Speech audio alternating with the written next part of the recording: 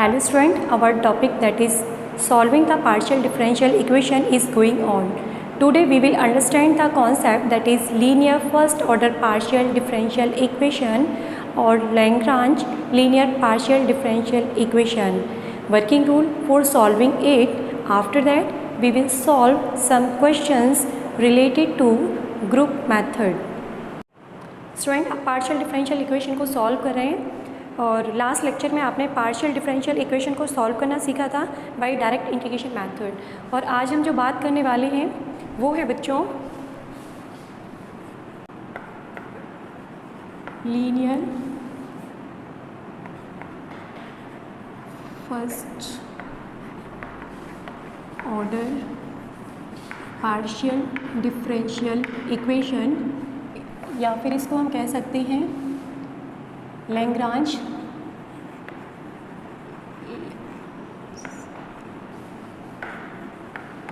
Linear partial differential equation, या फिर Lagrange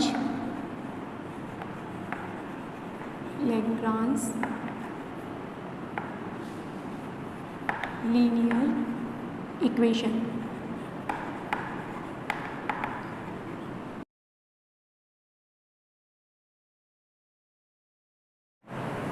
देखिए बच्चों यहाँ पर linear first order partial differential equation, first order, इसको समझिए। पार्शियल डिफरेंशियल इक्वेशन, इक्वेशन क्या होती है? The statement where two expressions are equal. Examples के थ्रू मैं आपको समझाने की कोशिश करती हूँ बच्चों। Y Z P plus Z X Q is equal to X Y, where P क्या था बच्चों? Curly Z by curly X, Y Z curly Z by curly X plus Z X curly Z by curly Y is equal to X Y. हम पढ़ क्या रहे हैं बच्चों? Linear first order partial differential equation. Equation में क्या sign आता है? ये वाला। Equation is a statement where two expressions are equal, means something is equal to something। तो ये साइन किसका है? इक्वेशन का हो गया। सेकेंड पॉइंट, इसमें ये वाला जो सिंबल है यूज़ किया जा रहा है ये किसका है? पार्शियल डिफरेंशियल इक्वेशन का। ये क्लियर हो गया। इसके बाद हम क्या पढ़ रहे हैं? First order. इसका ऑर्डर क्या है बच्चों? इसका ऑर्डर क्या है? 1। इसका ऑर्डर क्या है? 1। ऑर्डर क्या होता है? Highest order derivative. और लीनियर क्या मीन्स क्या है? इसकी पावर कितनी है बच्चों? इसकी पावर 1। इसकी पावर देखो क्या है बच्चों? 1। ठीक है, हाईएस्ट ऑर्डर डेरिवेटिव की पावर क्या है? 1। और जिसकी पावर 1 होती है ऐसी इक्वेशन उसको लीनियर इक्वेशन कहते हैं। आई होप ये कॉन्सेप्ट क्लियर हो गया होगा। Linear first order partial differential equation, इसको हम लैग्रांज लीनियर इक्वेशन भी कहते हैं और Lagrange linear partial differential equation भी कहते हैं। ठीक है बच्चों, अब इसकी आप डेफिनेशन देखिए।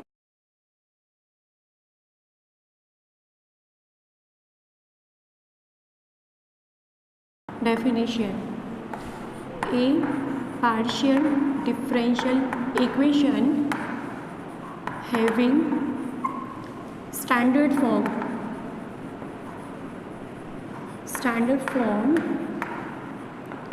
that is किस टाइप के स्टैंडर्ड फॉर्म है बच्चों? Capital P small p plus capital Q small q is equal to R, where capital P, capital Q and capital R are the function of x, y, z। Capital P, capital Q and capital R ये function x, y, z के हैं। And small p and small p क्या है बच्चों? Small p आपने पढ़ा हुआ है और स्मॉल q भी आपने पढ़ा हुआ है। ये स्टैंडर्ड नोटेशन थी, आपको पहले बताया था कि small p is equal to curly Z by curly X and small q is equal to curly Z by curly Y. आपको क्वेश्चन मिलेंगे इस फॉर्म में। आपको सबसे पहले क्या है, क्वेश्चन को स्टैंडर्ड फॉर्म में बनाना है। Capital P small p capital Q small q is equal to r, इस फॉर्म में आपने बनाना है। स्मॉल p के कुछ कोफिशिएंट होंगे, स्मॉल q के कुछ कोफिशिएंट होंगे, उसके बाद जो रिमेनिंग पार्ट रहेगा बच्चों उसको आप राइट हैंड साइड में ले आएंगे, ठीक है। इसके बाद इसका वर्किंग रूल देख लेते हैं कि हमें क्वेश्चन किस तरह से सॉल्व करने हैं। इस टाइप की जब इक्वेशन आपको मिलेगी स्टैंडर्ड फॉर्म में, फिर आपको क्या करना है आगे, इसका वर्किंग रूल देखते हैं बच्चों। Working rule,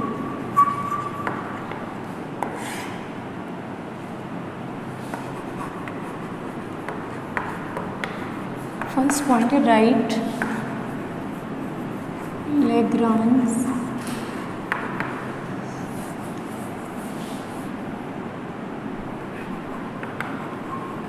linear partial differential equation in standard form।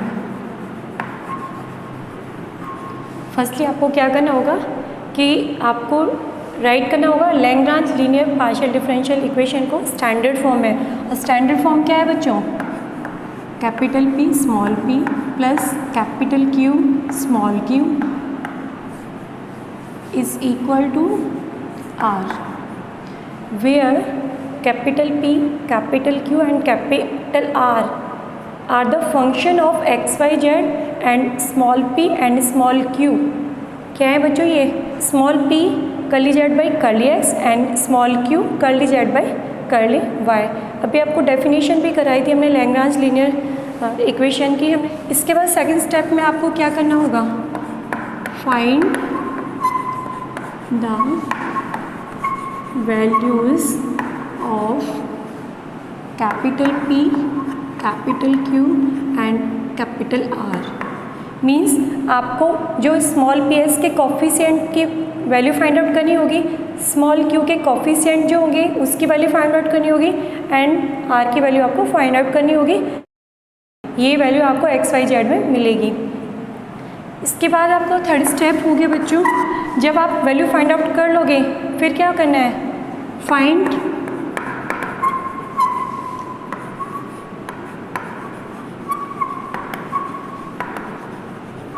Auxiliary equation.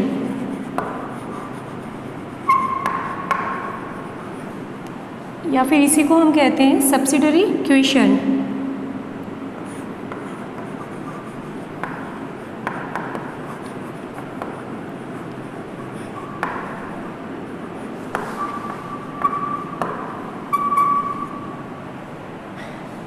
Auxiliary equation क्या होगी बच्चों, dx upon p dy upon q is equal to dz upon r।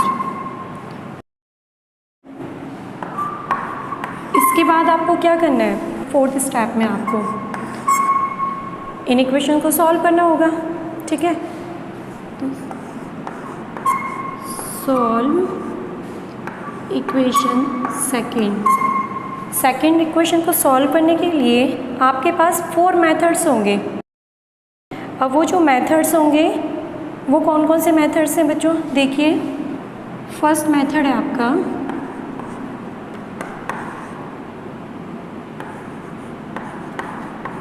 Grouping method.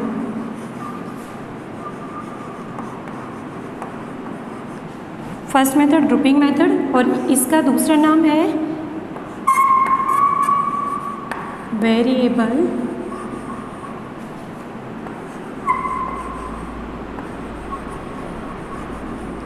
Separable method.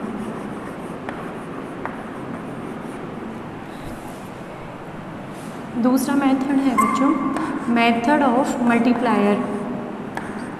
Method of multiplier.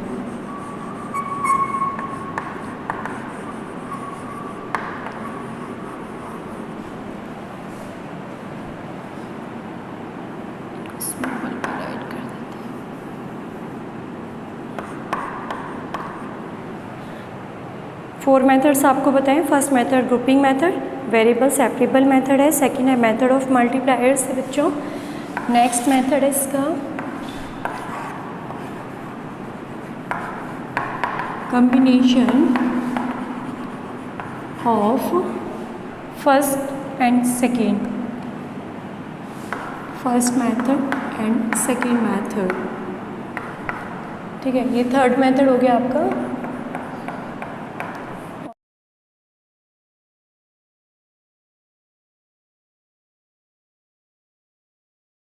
Substitution method. First of all आपको question को standard form में बनाना होगा, उसके बाद में बच्चों आपको पी क्यू आर की वैल्यू फाइंड आउट करनी पड़ेगी, उसके बाद ऑक्सिलरी इक्वेशन बनानी होगी, वो इस फॉर्म में है। जब आप ऑक्सिलरी इक्वेशन बन जाएगी फिर आपको क्या करना होगा, इनको सॉल्व करने के लिए बच्चों 4 मेथड्स हैं।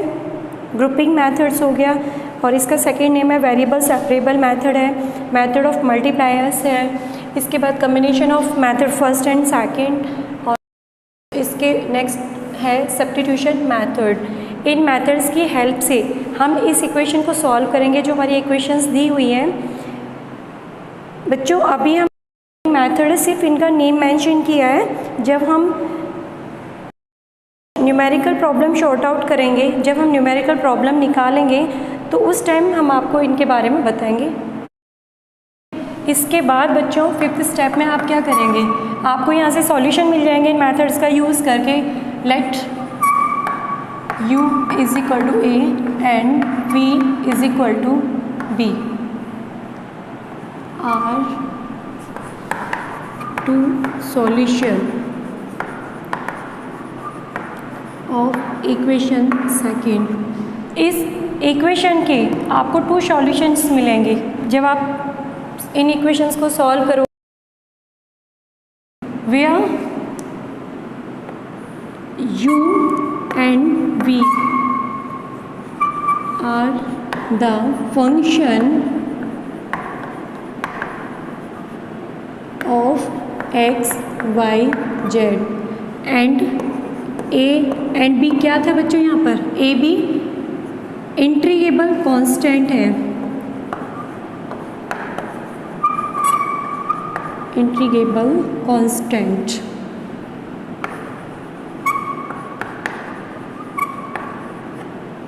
u एंड v दो आपको सॉल्यूशंस मिल गए इक्वेशन सेकेंड के। ठीक है, अब हमें क्या करना होगा, अब हमें बनाना होगा जनरल सॉल्यूशन।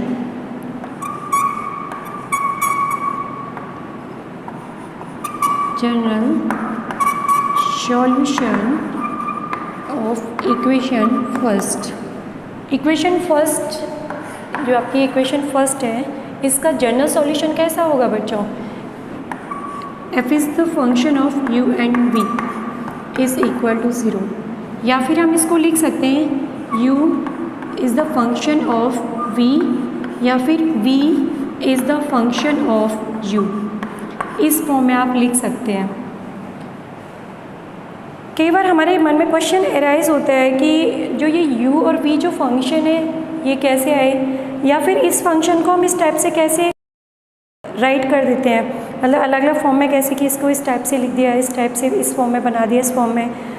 तो बच्चों इसका आंसर ये है कि जो हमारी पार्शियल डिफरेंशियल इक्वेशन होती है इसका एग्जैक्ट सॉल्यूशन हमें नहीं पता होता है, लेकिन हमें ये पता होता है कि इसमें जो कांस्टेंट होते हैं, इसमें जो कांस्टेंट होते हैं उनका फॉर्म कैसा होता है। तो हम क्या करते हैं, इसका जो सॉल्यूशन होता है उसे आर्बिट्रेरी फंक्शन से रिलेट कर देते हैं, क्योंकि पार्शियल डिफरेंशियल इक्वेशन में आर्बिट्रेरी फंक्शंस होते हैं, आर्बिट्रेरी कांस्टेंट नहीं होते हैं। So that's why this is the general solution of this equation. तो एग्जैक्टली हमें नहीं पता होता है, लेकिन हमने जो रिलेट किया है उन्हें आर्बिट्रेरी फंक्शन से रिलेट किया है, ये इसका आंसर है। Okay student, some points to remember. बच्चों कुछ पॉइंट्स हैं जो आपको याद रखने हैं और ये काफ़ी हेल्पफुल होंगे जब आप क्वेश्चन सॉल्व करोगे। जब हम ये 4 मेथड्स अलग अलग स्टेप टू स्टेप हम आपको बताएंगे, और उससे रिलेटेड जब हम क्वेश्चन सॉल्व करेंगे तो ये काफ़ी हेल्पफुल होंगे। Okay student, first of all हमें क्या करना होगा कि एग्जिस्टिंग ऑक्सिलरी इक्वेशन है, वो कौन सी ऑक्सिलरी इक्वेशन है, dx/p is equal to dy/q is equal to dz/r। तो इसमें 3 पेयर्स बनेंगे। अब 3 पेयर्स किस किस के बन सकते हैं बच्चों, देखिए dx एंड dy का बन सकता है एक पेयर। दूसरा पेयर क्या बन सकता है, एक पेयर तो ये बन गया आपका, और एक पेयर बन गया ये वाला। दूसरा पेयर क्या है बच्चों, dy एंड dz का पेयर बन जाएगा। और एक पेयर किसका बनेगा, ये फर्स्ट पेयर हो गया, सेकंड पेयर हो गया। और थर्ड पेयर क्या होगा बच्चों, dx और dz का बन सकता है, dx एंड dz का। 3 पेयर्स बनेंगे। इसके बाद हमें करना क्या है, यहाँ पर हमें ये देखना है कि जो dx और dy है उसमें जो वैल्यूज़ हैं सिर्फ x और y की हो, z की ना हो, ठीक है। इसी टाइप से dy और dz में उसमें सिर्फ y और z की वैल्यूज़ होनी चाहिए, ठीक है। अब केस फर्स्ट देख लीजिए, ऑल 3 पेयर्स आर इंट्रीगेबल, मीन्स ये पेयर, ये एक पेयर लिया हमने, ये इंट्रीगेबल है, ये इंट्रीगेबल है, इंट्रीगेबल है, ये तीनों ही इंट्रीगेबल हैं। तो हम क्या करेंगे, देन पिक एनी 2, क्योंकि 2 सॉल्यूशंस हमें निकालने हैं इसमें, ठीक है। 2 सॉल्यूशंस दोनों की हेल्प से ले लो, या फिर इन दोनों की हेल्प से ले लो, या फिर इसकी हेल्प से ले लो। क्लास में जब आप क्वेश्चंस करते हो तो आपका कई बार आंसर डिफरेंट आता है और आपके फ्रेंड का आंसर डिफरेंट आता है, तो आपको ध्यान रखना है। देखो, हो सकता है उसने 2 ये चूज़ किए हो और 2 ये चूज़ किए हो, एक पेयर ये चूज़ किया होगा और एक पेयर इसने ये चूज़ किया होगा, और आपने एक पेयर ये चूज़ किया और एक पेयर ये चूज़ किया हो, तो आंसर थोड़ा डिफ़र हो सकता है, लेकिन एक उसमें सॉल्यूशन मैच करेगा, ठीक है। तो इस बात का आपको ध्यान रखना है कि आपके सॉल्यूशन थोड़ा चेंज हो सकते हैं। तो आपको क्या करना है, जब तीनों ही इंट्रीगेबल होंगे तो आप कोई 2 पिक कर सकते हो और आप उसके सॉल्यूशन निकाल सकते हो। सेकंड केस क्या है, 2 पेयर्स आर इंट्रीगेबल। सपोज़ किया आपके ये पेयर इंट्रीगेबल और ये पेयर इंट्रीगेबल है, ये वाला पेयर आपका इंट्रीगेबल है, मीन्स ये इंट्रीगेबल है और ये इंट्रीगेबल है, ये इंट्रीगेबल नहीं है। तो फिर क्या करोगे आप, तो ये जो 2 हैं सिर्फ, फिर आपके पास कोई चॉइस नहीं रहेगी, आपको इन दोनों को ही पिक करना पड़ेगा। जब आप क्वेश्चन सॉल्व करोगे ना, न्यूमेरिकल प्रॉब्लम शॉर्ट आउट करोगे, तो आपको सब कुछ क्लियर हो जाएगा। थर्ड केस है 1 पेयर इज़ इंट्रीगेबल, या तो ये पेयर इंट्रीगेबल हो सकता है, या ये वाला पेयर, या ये पेयर। जो 1 पेयर है उसी पेयर को आप पिक करके फिर आप उसको सॉल्व करोगे तो आपको एक सॉल्यूशन तो वहाँ से मिल गया। नेक्स्ट में क्या करना है आपको, नेक्स्ट में आपको जो ये रेशोज़ हैं आपके, ठीक है, इनसे आपको रिज़ल्ट नहीं मिल रहा है, तो आपको मेथड ऑफ मल्टीप्लायर्स एक बार लगाना पड़ेगा, उससे न्यू रेशोज़ आपको मिलेंगे और फिर उससे आप दूसरा सॉल्यूशन उसका निकाल सकते हो। फर्स्ट सॉल्यूशन आपको मिल ही गया। केस फोर्थ है नो पेयर इंट्रीगेबल, जो ये आपको दे रखे हैं इनमें से कोई भी पेयर इंट्रीगेबल नहीं है, फिर क्या करोगे आप, फिर आपको method of multipliers 2 time apply करना पड़ेगा, न्यू रेशोज़ आपको जनरेट करने पड़ेंगे, फिर आप सॉल्व करोगे इक्वेशन को। तो ये कुछ पॉइंट्स थे जो आपको याद रखने हैं बच्चों, और ये काफ़ी हेल्पफुल होंगे। Now we will solve some questions related to grouping method. Student, this is very important question. KU 2017, 16, 13, 5 में आया हुआ है और MDU 2016 में आया हुआ है। इस क्वेश्चन को आपको सॉल्व करना है। सबसे पहले आपको आइडेंटिफाई करना होगा कि ये लैग्रांज लीनियर फॉर्म है या नहीं है, या फिर ये हमारा नॉन लीनियर तो नहीं है। अगर ये लैग्रांज लीनियर फॉर्म है तो P का ऑर्डर फर्स्ट होना चाहिए, डिग्री भी फर्स्ट होनी चाहिए, Q का ऑर्डर भी फर्स्ट है, डिग्री भी फर्स्ट है। सॉल्यूशन देखते हैं बच्चों इसका।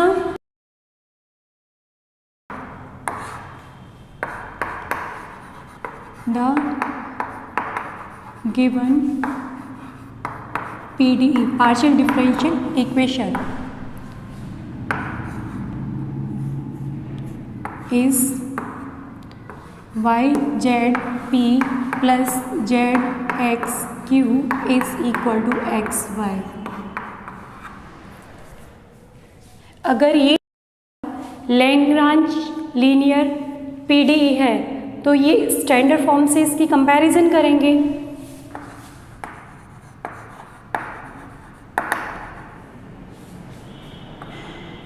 Comparing equation first with PP plus QQ is equal to R। Lagrange linear equation की ये स्टैंडर्ड फॉर्म है। तो कैपिटल P क्या होगा बच्चों? कैपिटल P होगा the coefficient of small p। ये क्या है? YZ। कैपिटल Q क्या है? Coefficient of small q is equal to ZX and the value of R XY। ये क्या है बच्चों? Lagrange linear partial differential equation है। तो इसकी ऑक्सिलरी इक्वेशन बनेगी। हमें अब आगे क्या करना होगा? इसकी ऑक्सिलरी इक्वेशन फाइंड आउट करनी होगी।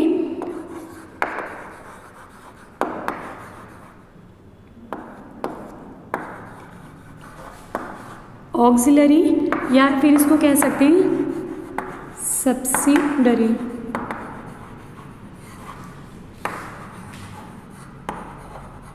Equations are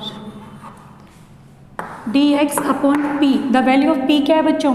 yz is equal to dy upon q की वैल्यू क्या है? zx is equal to dz upon r, the value of r क्या है बच्चों? xy।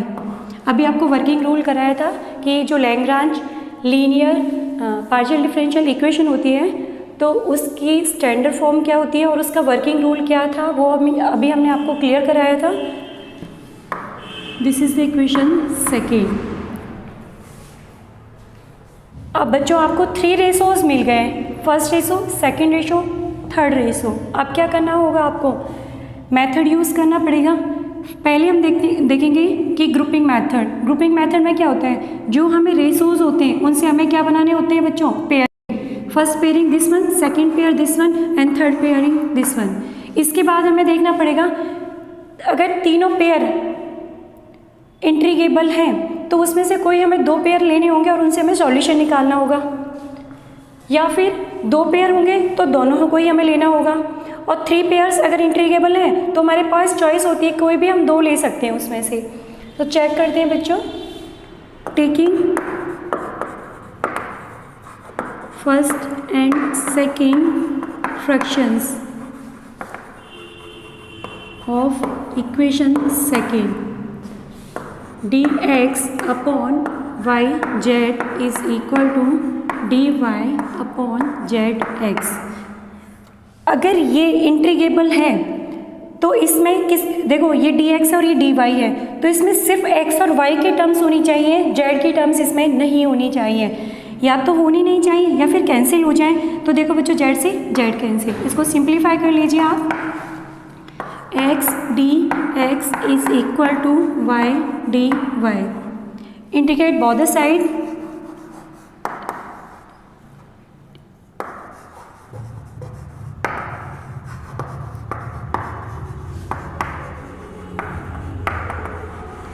इसका इंटीग्रेशन करेंगे तो क्या आएगा बच्चों? X square upon 2 is equal to Y square upon 2 plus एक आर्बिट्रेरी कांस्टेंट होगा c1। यहाँ पर आर्बिट्रेरी फंक्शन आएगा, क्यों? क्योंकि ये हमारी ऑर्डिनरी डिफरेंशियल इक्वेशन है। Simplify this, X square minus Y square is equal to 2c1। ध्यान रखना बच्चों, इसका एलसीएम लेके इधर आ गया ये।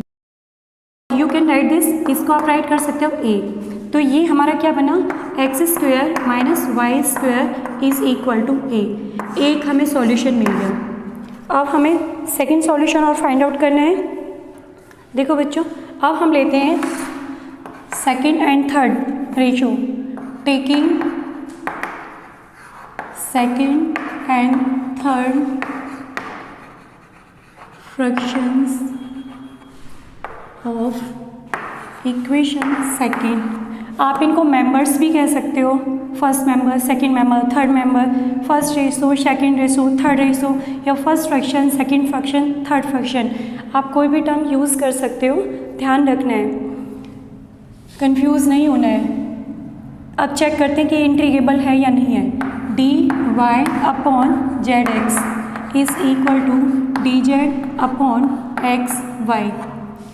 अब बच्चों यहाँ से देखो dy और dz है तो किसकी टर्म्स होनी चाहिए, सिर्फ y और z की टर्म्स होनी चाहिए, x की टर्म्स नहीं होनी चाहिए। इनको कैंसिल कर दीजिए, क्या बचा, इसको सिंप्लीफाई कीजिए, y dy is equal to z dz। Integrating both the side, y square upon 2 is equal to z square upon 2 plus c2. Simplify this, y square is equal to z square plus 2c2. 2c2 को आप क्या right कर सकते हो, b y square minus z square is equal to 2c2 और you can write this b। Second solution आपका ये आ गया। ये बेटा आर्बिट्रेरी कांस्टेंट लिए हमने बच्चों, C1 C2 आर्बिट्रेरी कांस्टेंट हैं। आप यहाँ पर C1 C2 C3 A B C कुछ भी आप ले सकते हो आर्बिट्रेरी कांस्टेंट। आपको 2 सॉल्यूशन मिल गए, आपको 2 सॉल्यूशन की ज़रूरत थी। हैंस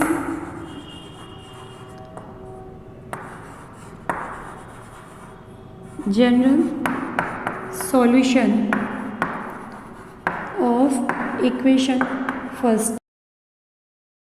आप इसको क्या लिख सकते हो, u is equal to A, u किसका फंक्शन है, एक्स वाई जेड का, और v is equal to b, v is the function of X Y Z.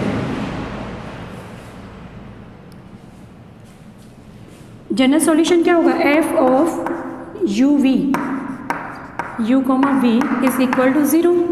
इसको क्या ऐसे लिख सकते हो 3 टाइप से, ठीक है, आप राइट कर दीजिए। आप यहाँ से देखिए f of the value of u क्या है, X square minus Y square comma v की वैल्यू क्या है बच्चों, Y square minus Z square is equal to 0।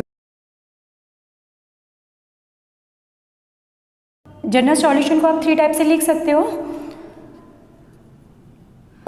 X square minus Y square is equal to F of Y square minus Z square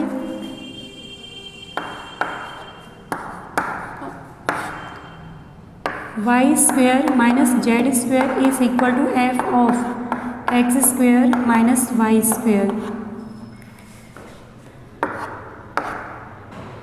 you can write general solution 3 types, first type, second type and third type. आपकी book में हो सकता है यही दे रखा हो या फिर ये दे रखा हो या फिर ये दे रखा हो, ये तीनों ही ठीक है। सॉल्यूशन देखिए इसका बच्चों,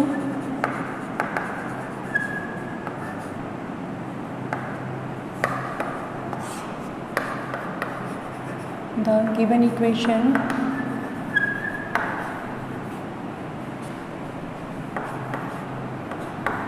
P tan x plus Q tan y is equal to tan z. This is the equation first.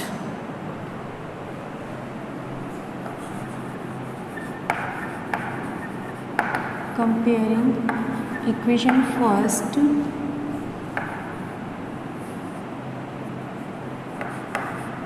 PP plus Q is equal to R। Lagrange standard form से आपको कंपेयर करना है, तो कोफिशिएंट ऑफ स्मॉल p का क्या है बच्चों, capital P है 10x, कैपिटल Q क्या है बच्चों, coefficient of small q 10y and value of r क्या है, tan z।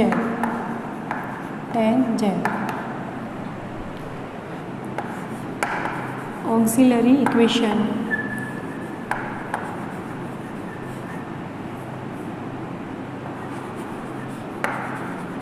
Equations are dx upon p is equal to dy upon q is equal to dz upon r। Put कर दीजिए इनकी values, dx upon p, the value of p क्या है 10x, 10x capital Q की value क्या है बच्चों, देखिए यहाँ से 10y एंड कैपिटल R की वैल्यू क्या है 10z। This is the equation second. Auxiliary equations आपको मिल गई। अब क्या करना है, आपको सॉल्यूशन फाइंड आउट करना है। अब ये देखिए यहाँ पर पेयरिंग कीजिए, इसकी पेयरिंग आप कर सकते हो,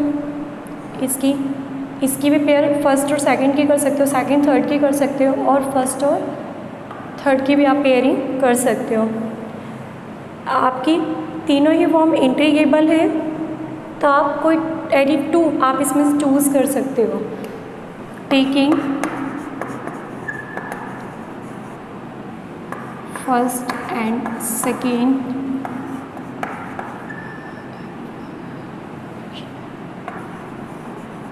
फ्रैक्शंस ऑफ इक्वेशन सेकेंड। आपने फर्स्ट और सेकेंड फ्रैक्शन आपने लिया इसमें, तो देखिए बच्चों क्या बनेगा, dx upon 10x is equal to dy upon 10y। बच्चों 1 अपॉन 10x को क्या लिख सकते हो आप, cot x, और ये इसमें क्या है, दोनों सेपरेट है, dx के साथ x के वेरिएबल है और dy के साथ y का वेरिएबल है। You can write this, cot x dx is equal to cot y dy। Integrate both side, integrating both sides we get, cot x का इंटीग्रेशन क्या होता है, log sin x, log sin x is equal to log sin y, constant आएगा एक log a। आप इसको क्या लिख सकते हो, change the side,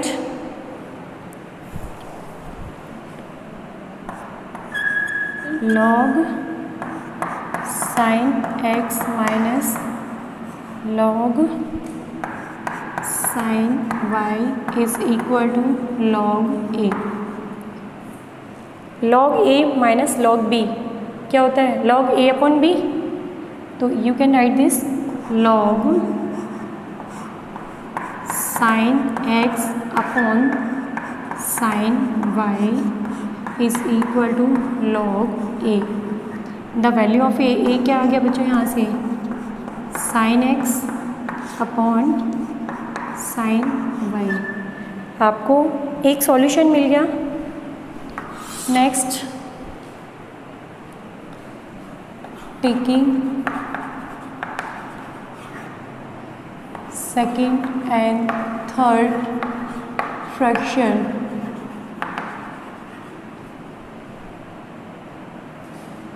second and third fraction of equation second, इसको ले लीजिए, dy upon 10y is equal to dz upon 10z।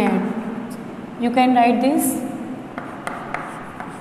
1 upon 10y को लिख सकते हो आप cot y dy is equal to cot z dz। integrating both side we get, इसका integration करोगे तो क्या आएगा, cot y का बेटा log sin y, और इधर से आएगा बच्चों log sin y, और इधर से आएगा log sin z plus log b, एक आर्बिट्रेरी कांस्टेंट आएगा, change the side, log sin y minus log sin z is equal to log b. You can write this log sin y upon sin z. ये formula होता है, ध्यान रखना है आपको. log a minus log b जो formula होता है log a upon b. log b. You can write this. इसको क्या लिख सकते हो आप? b की वैल्यू क्या आ गई यहाँ से? b आ गया sin y upon sin z. This point is clear, students. Now general solution. General solution of equation first. General solution क्या होगा? a की वैल्यू आपको मिल गई, b की वैल्यू मिल गई, मीन्स ये a क्या है? u, the value of u, और b क्या है? The value of v, where u and v are the function of x, y, z. This point is clear. Grouping method इसमें use हुआ है. तो फंक्शन किस टाइप का था? f is the function of u and v. आपकी इक्वेशन थी f is the function of u v is equal to 0. तो डायरेक्ट वैल्यू पुट कर दीजिए. और जनरल सॉल्यूशन को आप 3 टाइप से राइट कर सकते हो. Sine x upon sine y comma sine y upon sine z is equal to 0. एक सॉल्यूशन आपको ये मिल गया. इस टाइप से लिख सकते हो sine x upon sine y is equal to f of sine y upon sine z. और एक फॉर्म में और ला सकते हो आप इसको sine y upon sine z is equal to f of sine x upon sine y. Okay, ये आप इसमें भी राइट कर सकते हो, आप इसमें भी राइट कर सकते हो, आप इसमें भी राइट कर सकते हो. तो तीनों में से कोई भी फॉर्म आप राइट कर सकते हो. इसके 3 पेयर्स इंट्रीगेबल होंगे. इसके एक फर्स्ट और लास्ट का भी पेयर बन सकता है. और फ्रेंड्स, आपको ग्रुपिंग मेथड क्लियर हो गया होगा. नेक्स्ट वीडियो में हम आपको सब्स्टिट्यूशन मेथड से रिलेटेड कुछ क्वेश्चन सॉल्व कराएंगे, और सब्स्टिट्यूशन मेथड क्या होता है उसके बारे में भी हम आपको बताएंगे.